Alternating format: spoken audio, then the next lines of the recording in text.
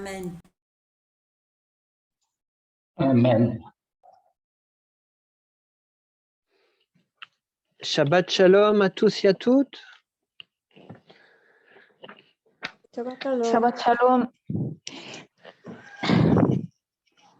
Alors, aujourd'hui, c'est la paracha 50, donc,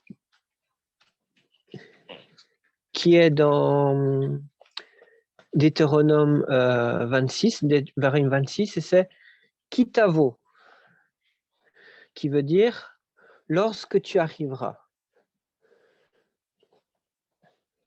Et donc, on retrouve cette paracha, donc, comme je viens de vous le dire, dans Devarim chapitre 26, donc Deutéronome 26 à Deutéronome 29, verset 8.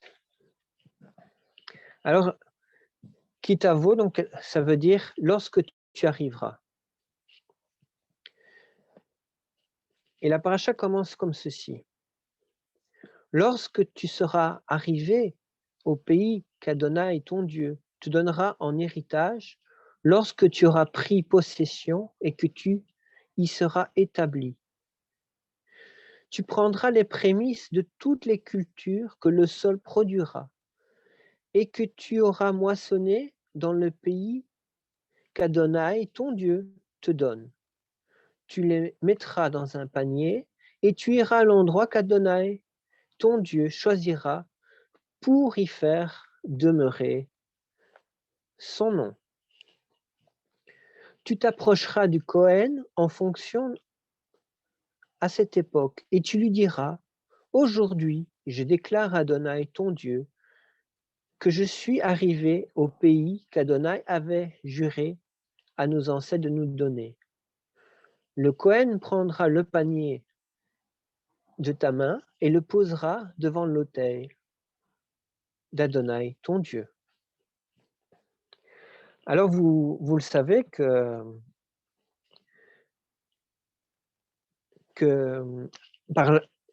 antérieurement, le peuple était dans le désert. Le peuple était en route vers la terre promise. Et à cause de la désobéissance, il a fallu 40 ans avant que le peuple puisse arriver à la terre promise. Et vous savez, on avait déjà parlé entièrement que ce n'était pas la première génération qui avait quitté l'Égypte qui est arrivée, mais c'est la deuxième génération. Donc les enfants de ceux qui avaient quitté la terre d'Égypte.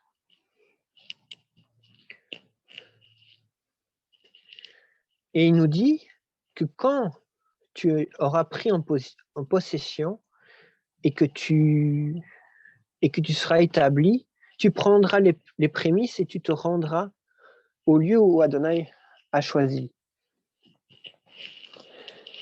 Et comme vous savez très bien que la possession de la terre, on avait vu que chaque tribu va avoir sa portion de terre et va s'établir sur cette terre. Et Adonai nous parle qu'il faut apporter donc cette offrande au lieu qu'Adonai avait choisi. Vous savez que lorsque le peuple était dans le temple, dans le désert, le lieu que Adonai avait choisi, c'était ce tabernacle.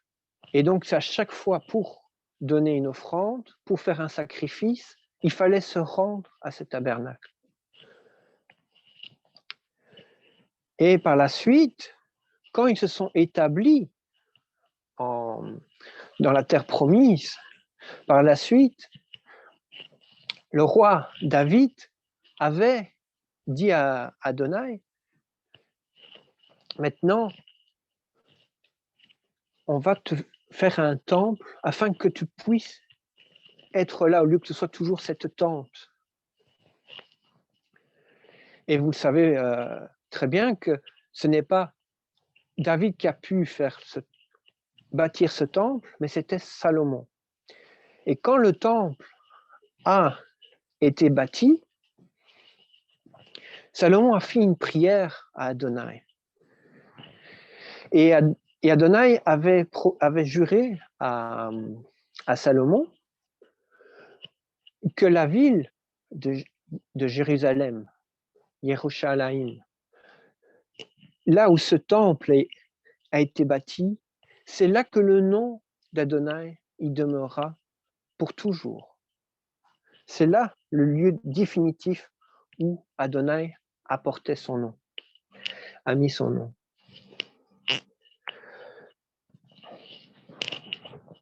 Et personnellement, on pourrait se poser la question, pour nous aujourd'hui qui étudions cette paracha, qui voyons cette paracha, est-ce que ça nous parle encore?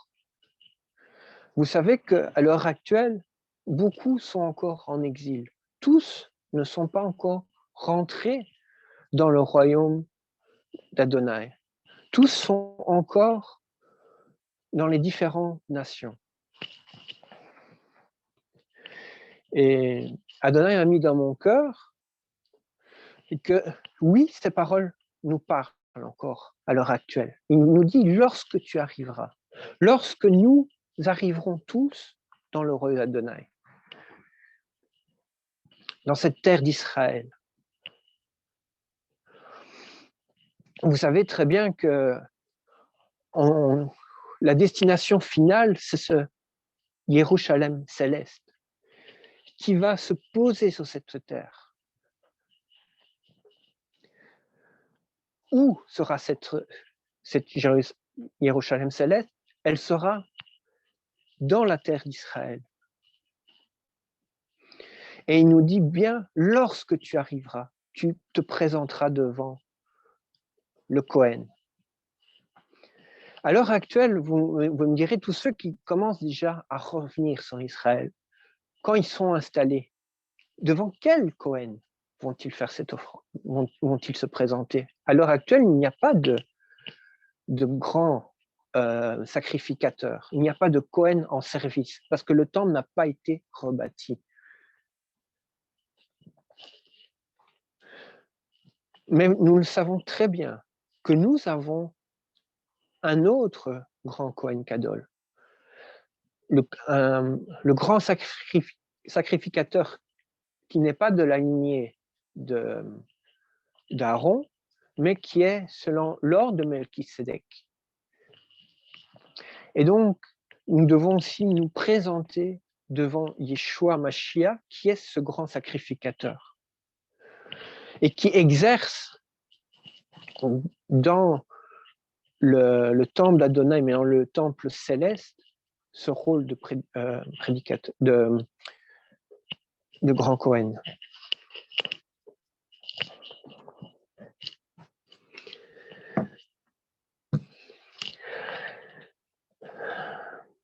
Alors, par la suite, il nous dit ceci. Il nous dit, puis, en présence d'Adonai, tu diras, mon ancêtre était un nomade d'Aran. Il est descendu en Égypte, un petit nombre. Il a séjourné. Il est devenu une grande nation forte et nombreuse. Mais l'Égyptien nous a maltraités et ils nous ont opprimés et nous ont imposé un dur esclavage. Alors nous avons crié à Adonai, Dieu de nos ancêtres. Adonai nous a entendus et a vu notre misère, notre labeur et notre oppression. Et Adonai nous a fait sortir d'Égypte à main forte, à bras étendus, avec une grande terreur, des signes et des prodiges. Et maintenant, il nous a conduits dans ce lieu et nous a donné ce pays, un pays qui ruisselle de lait et de miel. C'est pourquoi, comme tu le vois, j'ai maintenant apporté les prémices du pays que toi, Adonai, tu nous as donné. Alors tu poseras le panier devant Adonai, ton Dieu, tu te prosterneras devant Adonai, ton Dieu, et tu te réjouiras de toute bonne chose qu'Adonai, ton Dieu, t'a donnée. Ainsi, qu'à ta maison, aux Lévis et à l'étranger qui habite avec toi. Alors, ici, il nous dit que nous étions donc un peuple, que nous avons mon ancêtre était nomade. Et on voit qu'en effet, tout le peuple d'Israël avant était un peuple nomade, avant de s'installer. Et on peut dire aussi qu'à l'heure actuelle, tous ceux qui sont dans cet exil sont encore aussi des nomades. Tout le monde n'est pas encore revenu sur cette terre. Nous sommes encore dans la dispersion, dans la diaspora. Et nous ne sommes pas destinés à rester dans cette dispersion. Souvent, dans le passé, j'avais entendu, oui, c'est un commandement de faire l'Alia, de revenir en Israël. Et je me suis posé la question, mais pourquoi? Et en voyant cette paracha, eh ben, Adonai nous parle en disant, lorsque tu arriveras. Donc, il nous dit bien que nous sommes même dans un futur proche, destinés à retourner en Israël. Nous ne sommes pas destinés à vivre dans cette dispersion.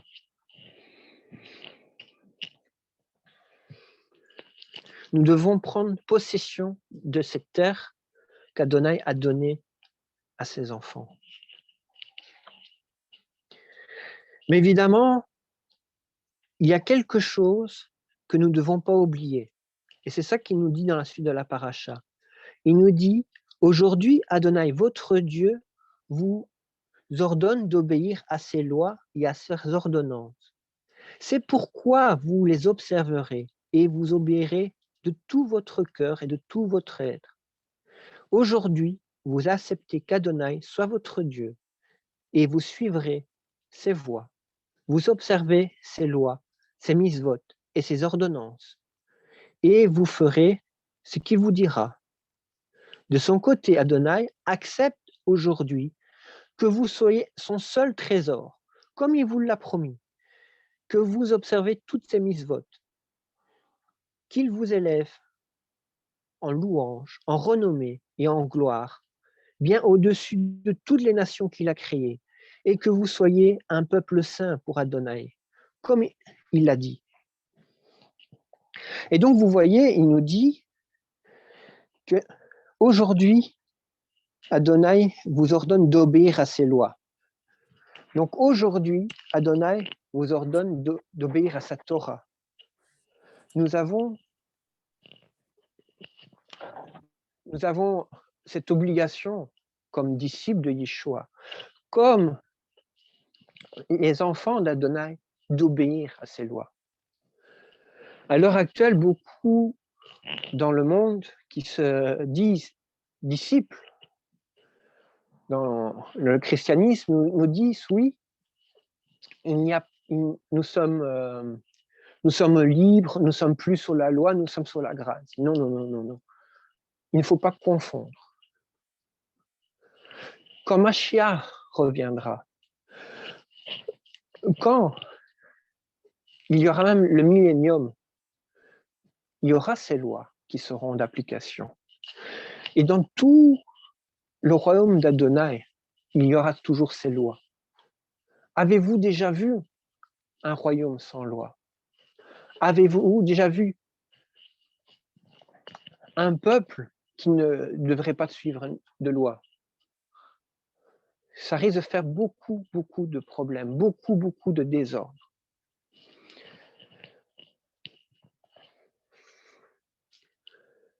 Alors, la suite de la paracha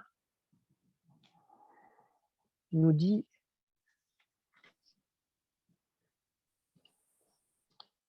aussi que nous devons écrire cette Torah, chaque mot. Et donc, nous, aujourd'hui, nous devons avoir cette Torah en nous. Nous devons l'avoir de tout notre cœur, de toute notre âme. Nous devons laisser Adonai écrire cette Torah dans nos cœurs, afin que nous puissions vraiment la pratiquer. et que cette Torah soit aussi dans notre esprit. Dans le passé, la Torah était écrite dans des pierres et le peuple n'avait pas encore ce cœur de chair, il avait un cœur de pierre, il ne pouvait pas observer ces lois. Mais tous ceux qui rentrent dans cette bride Hadasha, dans cette nouvelle alliance, pas que c'est une alliance tout à fait différente de la première, mais celle qui nous renouvelle, qui nous transforme, va nous permettre que nous puissions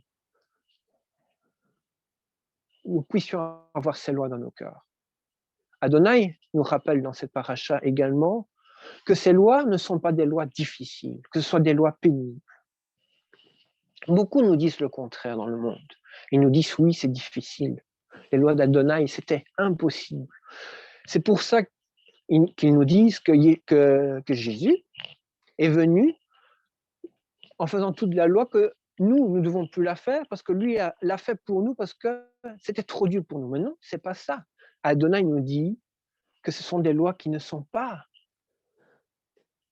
difficiles pour nous. Ce ne sont pas des lois insurmontables. D'ailleurs, il nous dit, quelle que soit l'épreuve d'ailleurs, même que soit la difficulté, il n'y a rien qui est au-dessus de nos forces.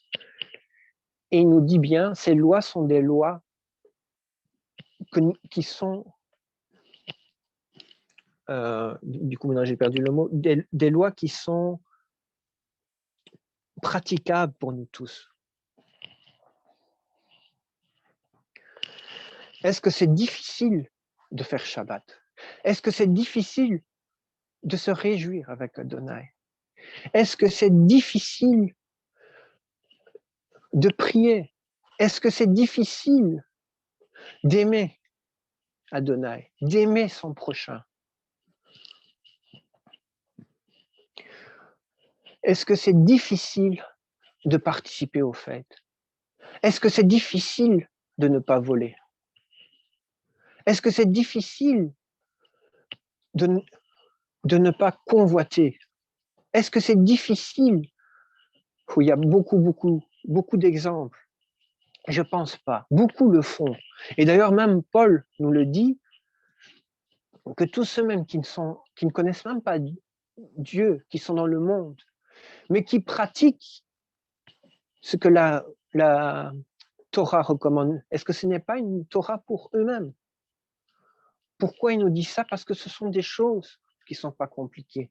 Il y a beaucoup de choses que Dieu a mis dans nos cœurs afin que nous arrivons à le reconnaître naturellement qu'il ne faut pas faire ça, que ce n'est pas bon de faire ça. C'est pour ça même beaucoup dans le monde entier, on voit que beaucoup de pays ont pris même des réglementations qui sont dans la Torah pour appliquer dans la justice. On parle par exemple de la loi du mariage, on parle même du vol, du meurtre. On voit d'un jour de repos. Oui, vous allez me dire que le monde a souvent, les 3/4 du temps, sélectionné le dimanche. C'est vrai. Mais on voit quand même qu'ils pratiquent un jour de repos. Pour nous, c'est le Shabbat. Pourquoi ce Shabbat? Le Shabbat est un signe qu'Adonai nous donne. Un signe qui permet que le monde puisse voir que nous sommes ses enfants, que nous sommes ses disciples. Et que, comme nous suivons ce jour-là, c'est un signe aussi pour le monde qu'il puisse voir qu'Adonai est notre Dieu. Et nous ne devons pas négliger ce signe.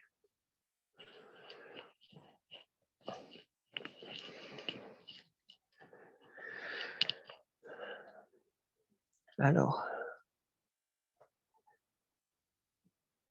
il dit donc, Deutéronome 27:9, oui, puis Moshe et les Kohanim, qui sont les Lévites, parlent à tout Israël et disent, gardez le silence et écoute Israël, Shema Israël. Aujourd'hui, vous êtes devenus le peuple d'Adonai, votre Dieu. C'est pourquoi vous écoutez ce qu'Adonai, votre Dieu, dira, et vous observez ces mitzvot et ces lois que je vous donne aujourd'hui. Adonai a vraiment à cœur de faire ça, que nous puissions suivre ces mitzvot. Et nous voyons ensuite dans la paracha qu'il y a toute une liste de malédictions pour ceux qui ne pratiquent pas ces mitzvot. Et par la suite, on retrouve aussi une liste de bénédictions. Et souvent, on peut voir que beaucoup dans le monde nous disent oui, nous sommes sous la malédiction. Mais qu'est-ce qui s'est passé? Certains vont même trouver que il y a des membres de nos familles qui nous ont peut-être ensorcelés et que c'est pour ça que nous sommes sous la malédiction. Non, ce n'est pas toujours le cas. Peut-être que parfois c'est le cas. Mais de toute façon, n'oubliez jamais que Adonai Elohim est plus fort et plus grand que tous ces malédictions faites par des gens qui ne le connaissent pas, que ce soit des sorciers, des marabouts, tout ce que vous voulez. Mais le problème, c'est que parfois, ces malédictions que nous pensons de venir de nos familles ou d'ailleurs, ce n'est pas le cas que ce soit eux, mais parfois c'est à cause de nous-mêmes. Parce que justement, nous n'avons pas effectué, nous n'avons pas fait ce commandement d'Adonai. D'où ces malédictions. Et l'inverse aussi, les bénédictions qui découlent, on voit, le frère là est béni. On voit qu'il a réussi ses entreprises, il a eu ses enfants. On voit que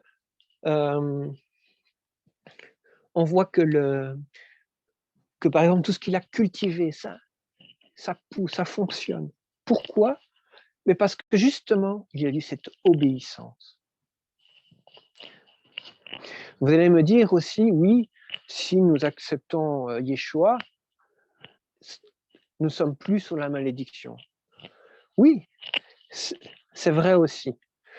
Mais pour revenir à Yeshua à 100%, pour être né de nouveau, il faut être sur cette justice.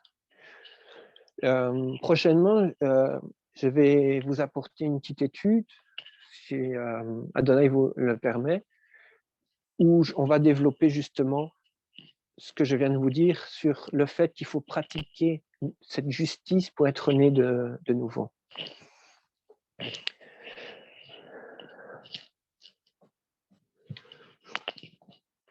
Et ça, c'est vraiment très important. Donc, de suivre les commandements d'Adonai pour justement rentrer dans ces bénédictions.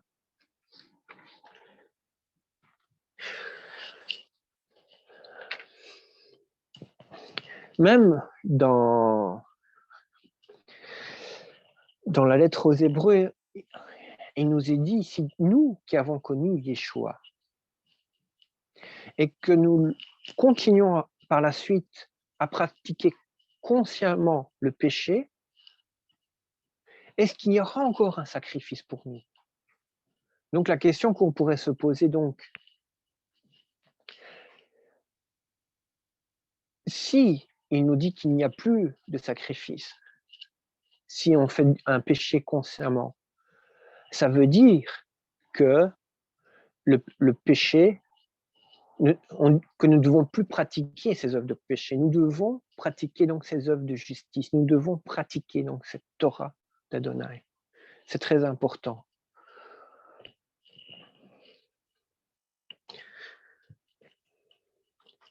Alors, on va continuer.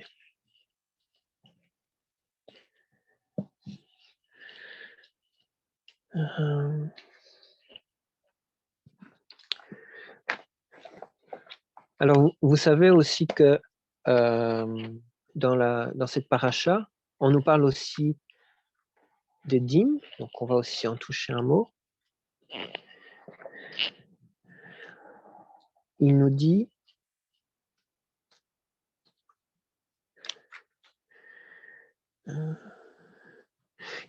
donc, je reviens donc en Deutéronome 26, verset 12, il nous dit « Lorsque tu auras séparé la dîme des cultures de la 3e année, l'année de la séparation de la dîme, et que tu l'auras donnée aux Lévites, et à l'étranger, à l'orphelin et à la veuve, afin qu'ils aient assez de nourriture pour se rassasier pendant qu'ils séjournent chez toi.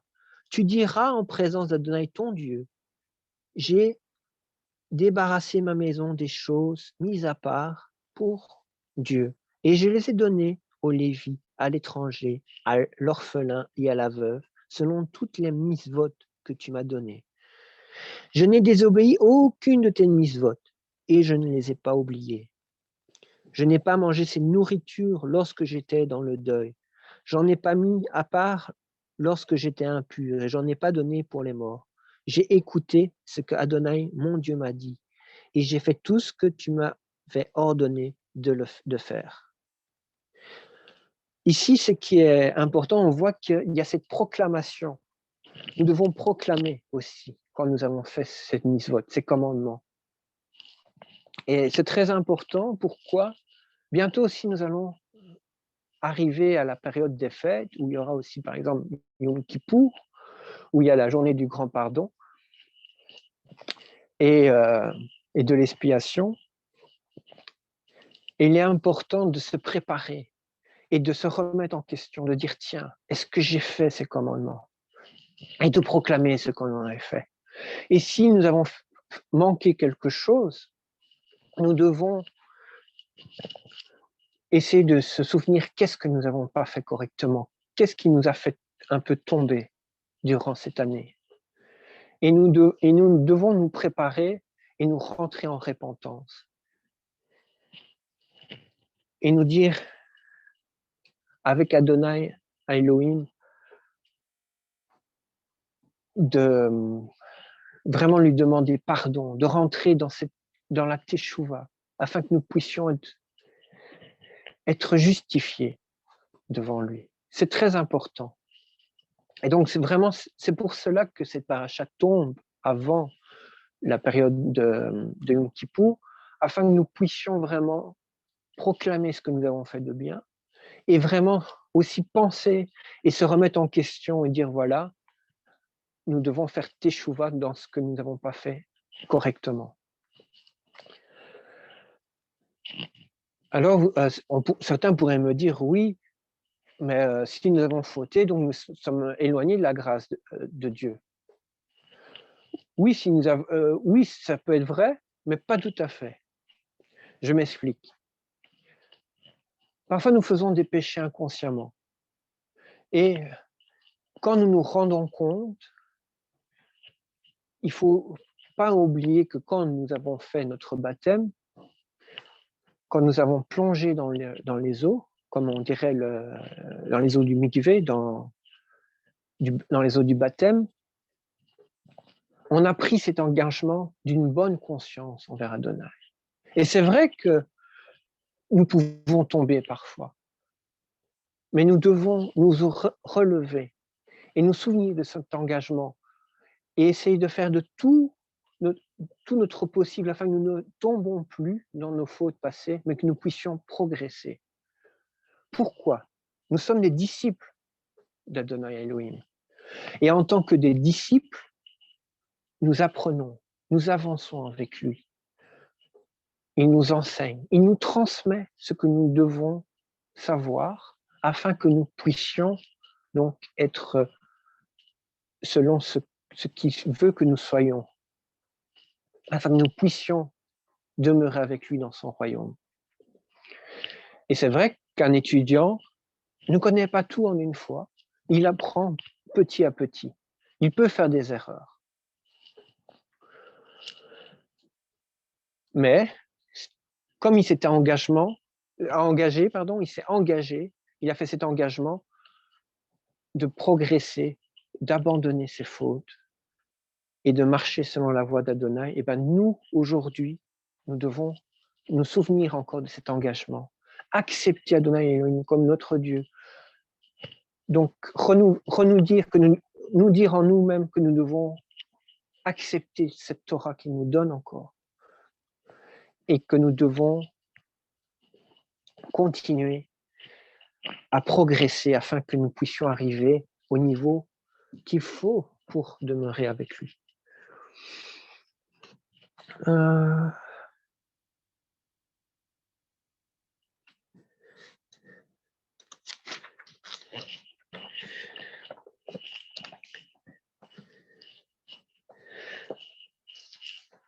Alors dans la paracha, il y a eu la connexion avec le livre de Luc. Je ne sais pas si vous l'avez lu. On peut le voir ensemble. Luc 21, 1 à 4, où on parle justement de la dîme, où il nous dit ceci.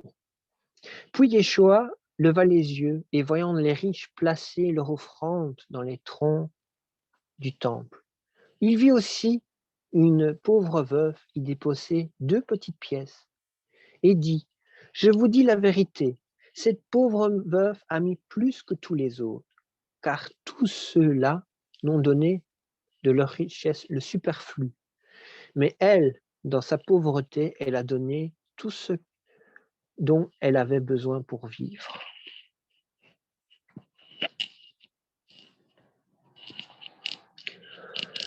Et donc,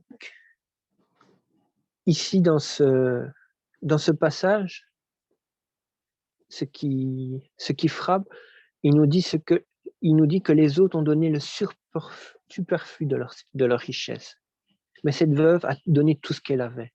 Elle s'est impliquée à 100%. Elle fait confiance à 100% à Dieu. Les autres, ils ont pratiqué, mais à la limite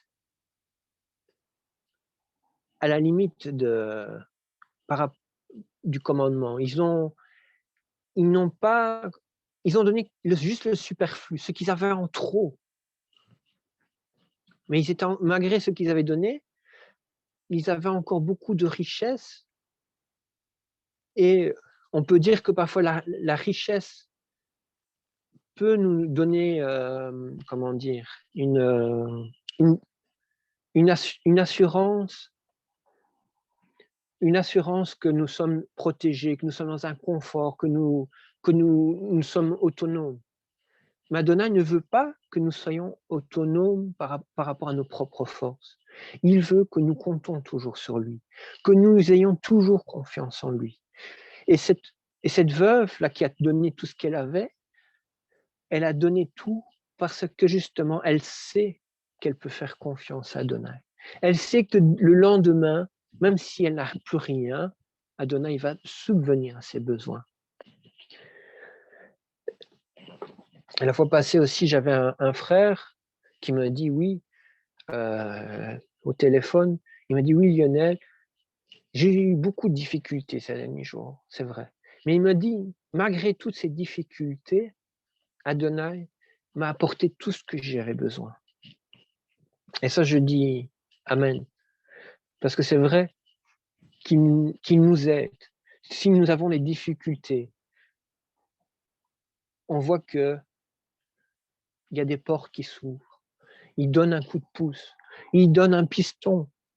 Il permet que nous puissions avoir des documents. Peut-être pas, ou des papiers, peut-être pas autant que nous pensons que nous devons avoir. Il va faire à son temps.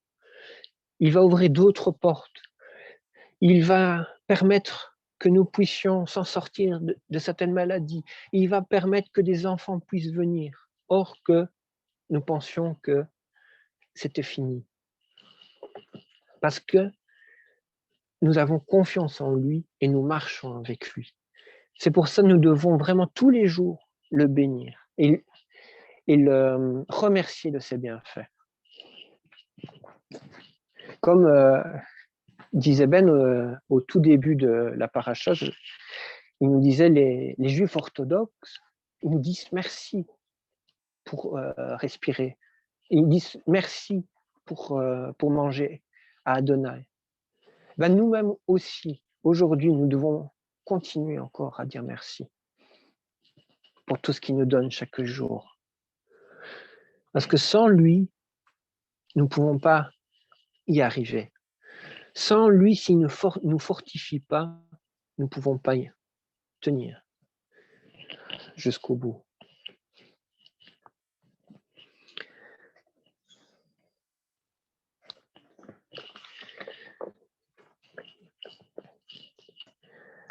Alors, dans la paracha aussi, on nous parle aussi de dans Matthieu 13, on peut le prendre aussi, Matthieu 13, versets 1 à 23, il nous dit ceci. Ce jour-là, Yeshua sortit de la maison et s'en alla au bord du lac. Une grande foule s'assembla autour de lui, si nombreuse qu'il dut monter dans une barque et s'y asseoir, tandis qu'une foule se tenait sur le rivage. Il leur accorda beaucoup de choses en parabole. Un fermier sortit pour semer ses semences. Pendant qu'il semait, quelques grains tombèrent le long du chemin, et les oiseaux virent et les dévorèrent. D'autres grains tombèrent dans les endroits rocailleux, où ils avaient peu de terre. Ils l'élèvent rapidement,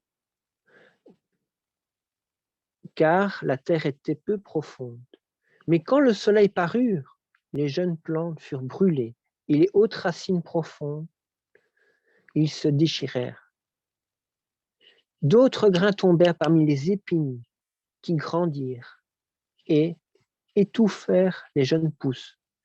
Mais d'autres grains tombèrent dans une terre riche et produit du fruit, 160 ou 30 fois plus ce qui avait été semé. Que ceux qui ont des oreilles pour entendre, entendent. Puis les Talmudim s'approchèrent et demandaient à Yeshua, « Pourquoi pars-tu? Pourquoi parles-tu en parabole ?» Il répondit, « Car il vous a été donné de connaître les secrets du royaume des cieux, mais à eux cela n'a pas été donné. Car celui qui a quelque chose, on lui donnera encore plus, afin qu'il soit dans l'abondance. Mais celui qui n'a rien, on lui enlèvera même le peu qu'il a.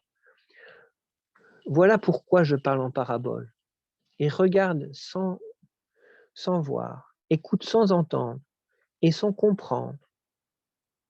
Et ainsi s'accomplisse en eux la prophétie de Yeshayahu, de Isaïe. Vous continuez à entendre, mais vous ne comprendrez jamais. Et vous continuez à voir, mais vous ne verrez jamais. Car le cœur de ce peuple est devenu insensible de leurs oreilles, et entendent à peine. Ils ont fermé les yeux, de peur qu'ils ne voient avec leurs yeux, et qu'ils n'entendent avec leurs oreilles, et qu'ils comprennent avec le cœur, et qu'ils fassent teshuva, et que je les guérisse. Mais vous, bénis sont vos yeux, parce qu'ils voient, vos oreilles parce qu'ils entendent. Oui, vraiment, je vous dis, beaucoup de prophètes, de tzadikim ont désiré toutes ces choses, et vous voyez, mais ils n'ont pas vu. Mais ils ne les ont pas vues. Entendez les choses que vous entendez, mais ils ne les ont pas entendues. Écoutez donc ce que signifie la parabole du semeur. Celui qui entend le message du royaume mais ne les comprend pas est comme la semence qui tombe le long du chemin. Le mauvais vient, il le saisit, et celui qui a semé dans le cœur de cet homme. Le mauvais vient et saisit ce qui a été semé dans le cœur de cet homme. La semence qui a été semée sur les endroits rocailleux est comme une personne qui entend le message, il accepte aussitôt avec joie. Mais elle n'a pas de racine en elle-même.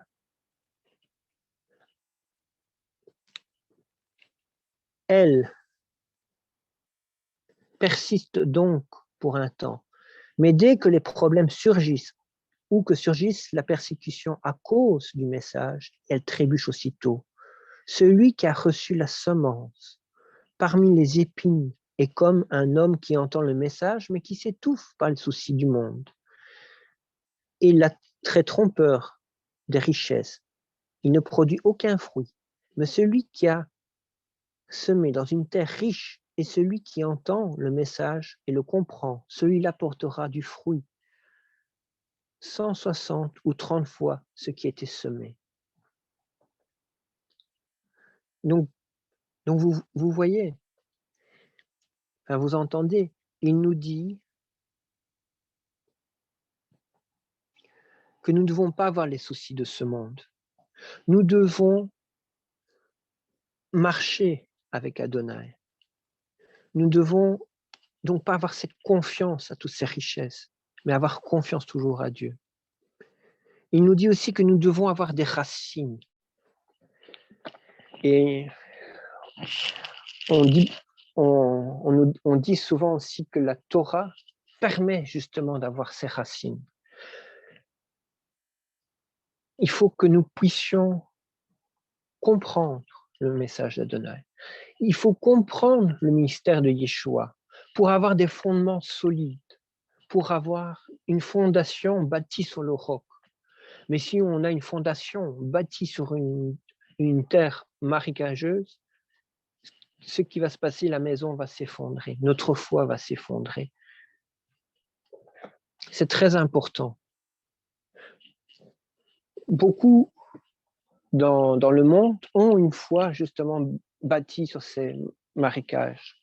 Beaucoup pensent que oui, je vais prier, Dieu va m'aider, et après ce qui va se passer, si Dieu l'aide, on ne le voit plus, on ne l'entend plus.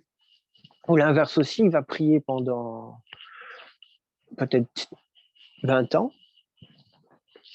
et à force, après, d'attendre, et après, qu'est-ce qu'on va voir? Il ne va plus venir parce qu'il n'a pas reçu. Mais où est cette foi enracinée dans la parole d'Adonai? Où est ses racines? Mais justement, il n'y en a pas. Ou certains, à la première persécution, vont dire, je préfère m'en aller, je préfère laisser cette foi. Or, on voit dans le monde certains disciples qui souffrent, mais qui ne veulent pas renier leur foi. Parce qu'ils ont confiance à Adonai. Ils ont confiance que Adonai va les sortir de ces mauvaises postures. Ils ont confiance aussi qu'Adonai va les ressusciter au jour dernier. Qu'Adonai puisse vraiment nous fortifier pour que nous ayons ces racines dans sa parole, ces racines en lui, afin que nous ayons une foi aussi forte que ces gens-là.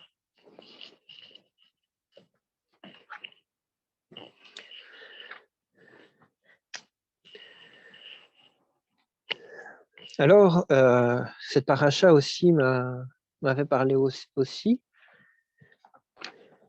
Plusieurs vont nous dire, oui, mais regardez, le peuple de Juda, de Judée, n'ont pas cru, et ils ont été maudits, ils ont été écartés. Certains vont nous dire, la théologie du remplacement. Mais que nous dit l'apôtre Paul? Parce que la paracha nous dit, la parole nous dit que tous ceux qui vont faire teshuva, tous ceux qui vont demander pardon, tous ceux qui vont revenir, Adonai va les accepter leur retour. Pour revenir, évidemment, on nous dit que Yeshua est la porte ultime, cette porte du salut. Et donc, nous devons passer par cette porte pour pouvoir revenir. Mais je voudrais lire ce que Paul nous dit. il nous dit, donc par rapport à la chute du peuple, il nous dit,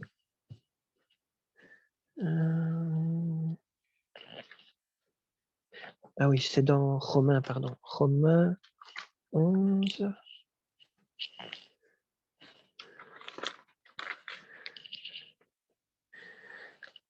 À partir du verset 1, il nous dit, ma question est donc, Dieu aurait-il répudié son peuple? Et ça, c'est une question qu'on pourrait tous se poser. Est-ce que Dieu a-t-il répudié son peuple?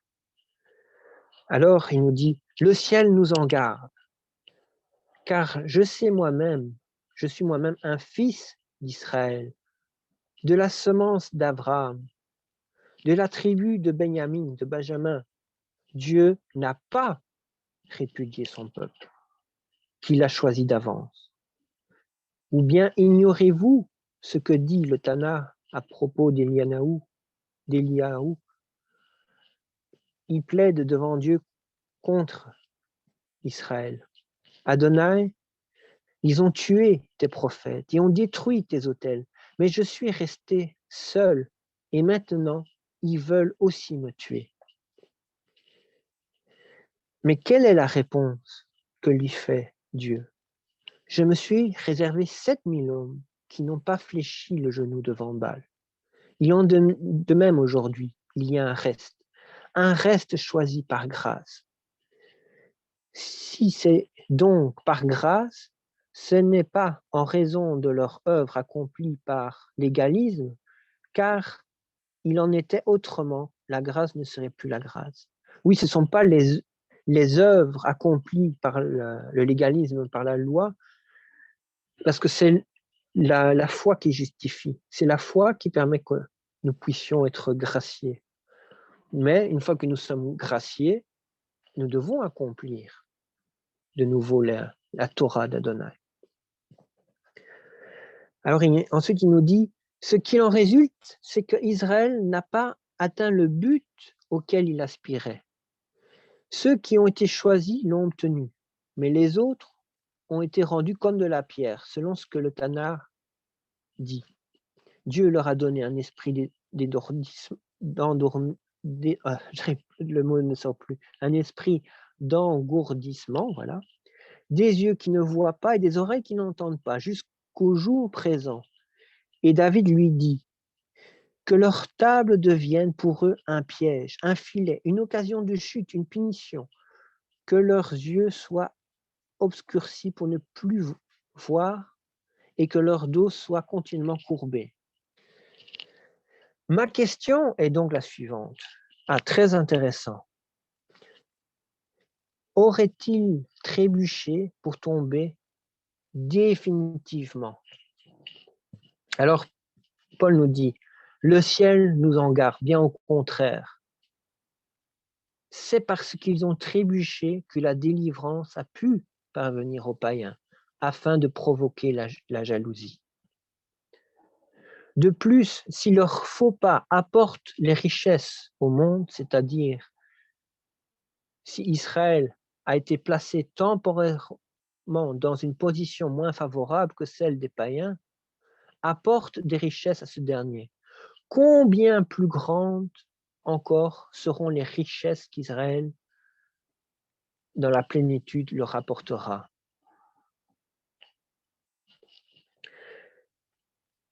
Alors ensuite, il nous dit, cependant, à ceux d'entre vous qui ne sont pas juifs, voici ce que je le dis. Je suis moi-même un émissaire envoyé auprès des païens. Je fais connaître l'importance de mon travail dans l'espoir qu'une manière ou d'une autre, je puisse provoquer la jalousie de mon peuple et en sauver plusieurs. Car si le fait qu'ils aient mis Yeshua à l'écart a été la réconciliation pour le monde, quand sera-t-il donc quand ils l'accepteront? Ce sera un retour de la mort à la vie. Donc, mes frères et sœurs, Paul nous dit bien que c'est temporaire. Et que vraiment aujourd'hui, il faut continuer d'annoncer la Bessora même au peuple d'Israël. à la tribu de Juda, afin que tous les Juifs qui n'ont pas encore accepté puissent entendre et puissent revenir, afin justement que quand ils vont tous accepter, que ça va créer une bénédiction plus grande encore que le fait qu'à l'époque, ils ne avaient pas accepté. Et aujourd'hui, nous voyons que beaucoup reviennent à Yeshua. Beaucoup arrivent. Beaucoup arrivent à cette connaissance de Yeshua. Dieu n'oublie pas son peuple. D'ailleurs, c'est pour ça qu'il nous dit aussi, Dieu a tant aimé le monde qu'il a donné son propre Fils afin que quiconque croit en lui ne périsse pas et qu'il a la vie éternelle. C'est pour tout le monde, même pour le juif et surtout pour le juif. Parce que le juif est le peuple témoin. Il est ce peuple qu'Adonai a choisi. Il est ce peuple qui doit montrer cet exemple. C'est ce peuple qui doit imiter Yeshua aussi. Comme nous tous, nous devons imiter Yeshua, afin que le monde puisse accéder à cette vérité.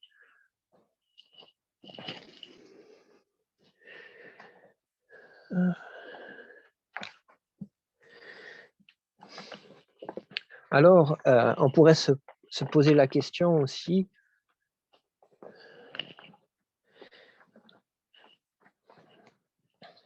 on pourrait se dire aussi, oui, qu'en est-il pour ceux qui meurent aujourd'hui sans avoir reçu Yeshua? Sont-ils sauvés ou pas? Il y a un passage qui m'avait tiré l'attention. Il dit, quiconque invoquera le nom du Seigneur sera sauvé. Et ce que j'ai remarqué, c'est que dans les textes, on cite beaucoup Yeshua. Évidemment, dans le français, dans le Tanakh, on ne trouve pas, mais dans l'hébreu, on le trouve. Et je pense qu'à tous ceux qui n'ont pas encore eu cette révélation, parce que par exemple, les enseignants auxquels ils écoutent n'a pas encore apporté cette révélation parce qu'eux-mêmes n'ont pas reçu, mais que ces gens qui prient de tout leur cœur et qui font Teshuvah, qui reviennent, malgré qu'ils n'ont pas connu Yeshua, mais ils savent qu'il y a un Mashiach qui va arriver pour eux, il va arriver, mais en fait, il va revenir. Et ils s'attendent à ce salut. Et la parole nous parle toujours de ce salut. Et d'ailleurs, ce qui m'avait frappé, c'était dans le texte, on ne va pas tout le lire parce que c'est un peu long, parce que je pense qu'on va après clôturer. Il nous dit,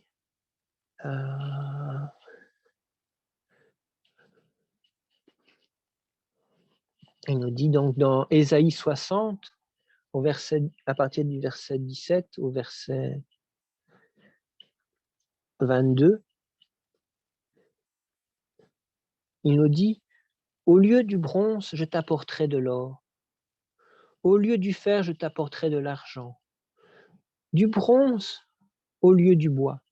Et du fer au lieu de pierre. Je ferai du shalom ton gouverneur. Et de la justice ta maîtresse. On n'entendra plus de violence dans ton pays, ni d'affliction, de destruction à l'intérieur de tes frontières.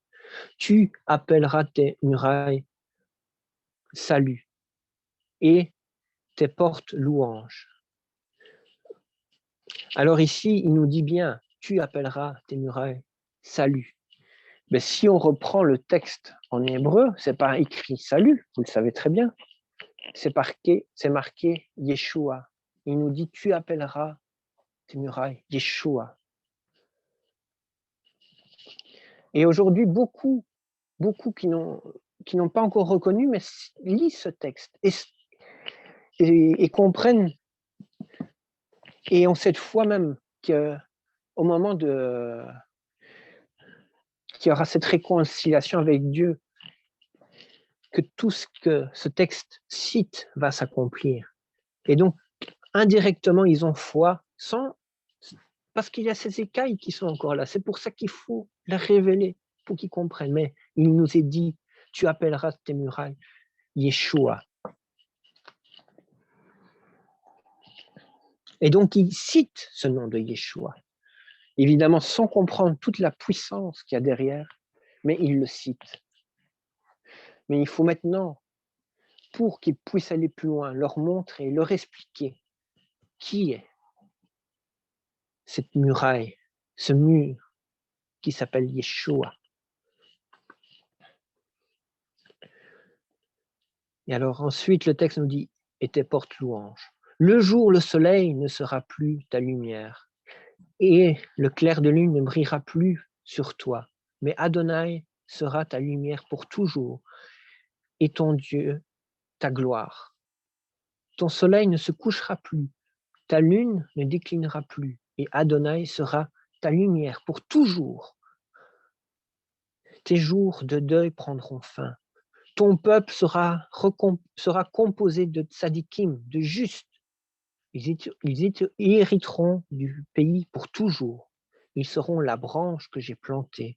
Mon ouvrage dont je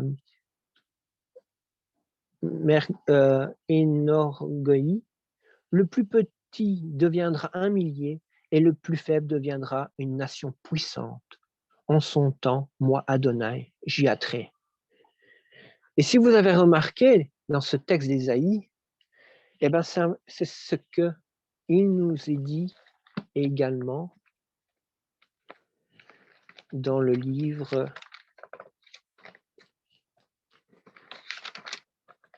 d'Apocalypse, le livre de la Révélation.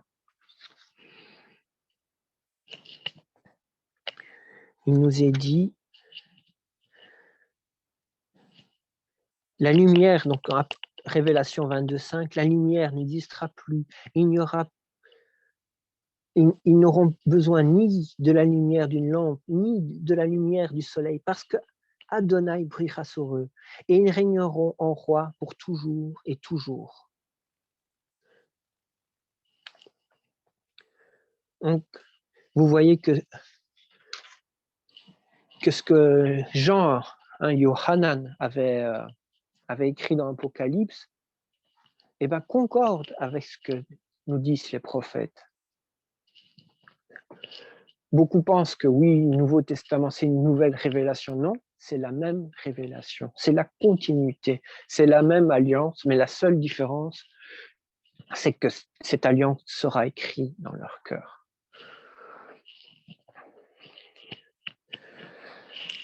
Voilà ce que Adonai m'a mis à cœur de partager avec vous aujourd'hui, et qu'il vous bénisse et qui vous permet de rentrer dans ce royaume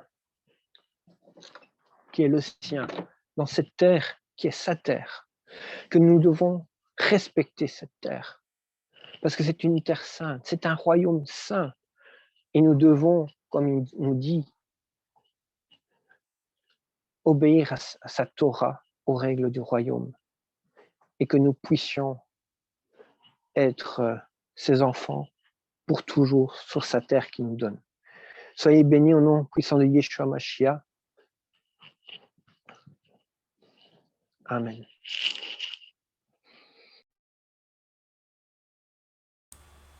Amen, Lionel. Amen. Merci beaucoup. Amen. Merci beaucoup, Lionel.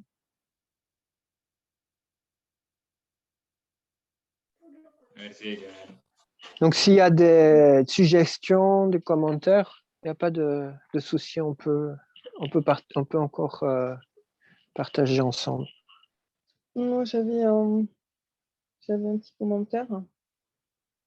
Déjà, merci pour tout ce que tu as donné aujourd'hui. Ouais, moi, je voulais vraiment appuyer sur le fait que sans le roi Hakodesh, on ne peut rien accomplir, quoi. C'est vraiment le Seigneur qui nous aide. Et je crois que aussi cette dimension-là, le peuple juif ne le connaît pas. Il ne connaît pas. D'ailleurs, même ils disent que depuis Malachi, il y a l'esprit, voilà, il n'y a plus de prophètes, etc. Donc, il y a cette dimension aussi prophétique que Dieu met dans le peuple de Dieu aujourd'hui qui connaît Yeshua, puisqu'ils nous sommes conduits par le roi HaKodesh. Donc le roi HaKodesh nous montre des choses, nous aide au quotidien. Et sans sa force, on n'y arriverait pas, quoi. Donc je voulais vraiment aussi dire ça. Et puis aussi le fait de demeurer aussi en lui, c'est aussi par sa grâce. Dans justement les psaumes, on parle de la miséricorde plus que de la grâce. Quelqu'un disait la miséricorde, c'est Dieu qui nous tend sa corde dans notre misère. Donc, la personne rajoutée la grâce, c'est vraiment la main, c'est dans le sens où on va, qui est tendue pour qu'on attrape cette main pour nous relever. Et je crois que c'est une belle image pour nous aider au quotidien pour accomplir ces œuvres, ces mitzvot. Puis je voulais aussi dire quelque chose par rapport à j'ai entendu par rapport à cette paracha. Je vous le lis, qui disait en fait le service, la joie du service divin est notre force et les mitzvot notre seule force motrice. En fait, il parlait de cette paracha, il disait que c'était la leçon en fait, qu'il fallait en tirer. Moi, ça me parlait dans le sens de l'action qui fait, comment je peux exprimer ça? Dans le sens que j'avais toute une réflexion sur la joie du Seigneur et notre force. Je me disais, mais il y a quelque chose, souvent on dit, voilà, cette joie, on l'a fait nôtre et puis on doit être joyeux, ainsi de suite. Alors que là, il dit, c'est la joie du Seigneur qui est notre force. Et quand cette personne a dit, la joie du service divin est notre force, ça m'a parlé parce qu'en fait, en accomplissant ce que le Seigneur veut dans nos vies, en obéissant à sa parole, en étant conduit par son roi HaKodesh, alors la joie, sa joie en fait, on sent sa joie quelque part. Ça devient notre force. On est fortifié dans le sens où on est dans cette obéissance, où on est dans cette lignée, on va dire, du roi HaKodesh qui nous conduit vers quelque chose. Et là, ça produit la joie. Ça produit à Dieu la joie. L'Éternel, il est joyeux, mais en même temps, il nous communique sa joie. Voilà, je voulais vous partager ça parce que pour moi, c'était aussi une révélation dans le sens où je méditais sur ça, là, sur la joie du Seigneur, notre force. Et ça collait tout à fait la paracha aujourd'hui en disant c'est la joie du service divin qui est notre force, c'est-à-dire dans le sens où quand on fait les œuvres qui nous a préparées d'avance, alors il est dans la joie et nous-mêmes nous ressentons sa joie. Et c'est comme un endroit, comme si la joie était un endroit même où il y a sa joie. Je ne sais pas comment l'expliquer. C'est un peu le reflet du monde céleste où il est joyeux et nous-mêmes, nous sommes dans la joie parce que nous accomplissons ses œuvres. Je ne sais pas si c'est très clair, mais bon, voilà. Merci Anne-Marie. Mais je suis d'accord avec toi quand on dit la joie du Seigneur est notre force. Tout à l'heure, j'avais parlé de disciple. Donc, un disciple, c'est un étudiant qui grandit par rapport à l'enseignement pour arriver à un niveau. Mais cet exemple aussi du disciple, on peut le mettre aussi de la relation entre un père et son enfant. Où, quand on voit un enfant, donc un bébé, au début, il ne marche pas, il pousse ses cris, mais il apprend. Tous les jours, il observe, il écoute. Il va avoir quelque chose de nouveau. Quand il va être plus grand, on va lui expliquer, il faut faire telle chose, ça tu ne peux pas faire. Il va enfreindre, mais il sait que on l'aimera toujours. Et il sait que nous savons, et le Père sait petit à petit, à force qu'il va grandir, qu'il va comprendre, qu'il ne va plus faire ces erreurs-là. Et l'enfant, généralement, quand il a des difficultés, on voit surtout avec les bébés, hein, quand il y a un gros problème, ils vont crier, ils vont pleurer. Et on voit le père, hein, dans une famille, ça peut être aussi la mère, mais quand je dis le père, parce que Adonai est notre père à tous, on voit qu'il court. Il court pour aller relever son enfant. Et c'est vrai que quand on dit Adonai est notre force, pourquoi? Parce qu'on a cette assurance avec lui, de marcher avec lui. On sait qu'on peut avoir confiance en lui. On l'appelle, il va venir nous aider, il va nous secourir, il va nous relever de nos chutes, il va nous faire sortir des pièges de l'ennemi. Merci Anne-Marie. Et alors aussi, oui, tu parlais aussi de la Ruach HaKodesh. C'est ça aussi quand je disais tout à l'heure qu'il faut qu'il travaille dans nos cœurs. Ben, l'action de la Ruach, c'est ça qui fait qu'il va travailler dans nos cœurs. La Ruach doit travailler en nos vies, c'est vrai. Merci beaucoup.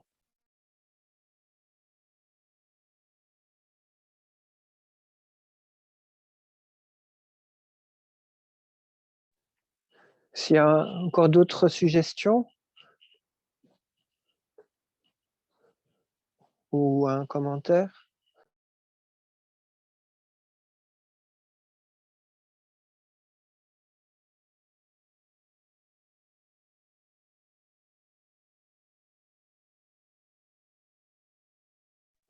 Donc, s'il y en a plus, si on peut peut-être demander à peut-être à Saïmar de prier, puis on va demander à Jocelyne et à Violette si elles ont encore un petit chant.